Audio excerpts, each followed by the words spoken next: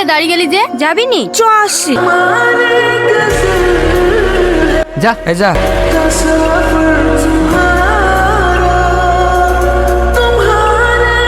তুমি কি আমার উপর রাগ করে আসো? কাল রাতে ফোন করলাম, ফোন তুললা না।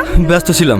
আমি কিন্তু ওর সাথে কথা বলিনি, সাথে সাথে সেটিং করে দিছি। আমি তোমার ছিলাম, তোমারই আছে। রাগ করো না প্লিজ। যত তাড়াতাড়ি পারে ওকে বাড়ি বাড়ি দাও, নাহলে ওর কপালে খুব কষ্ট আছে। তুমি আমাকে আর 2 দিন সময় দাও, যেভাবেই হোক ওকে আমি তাড়াবই। ঘুরতে আসো?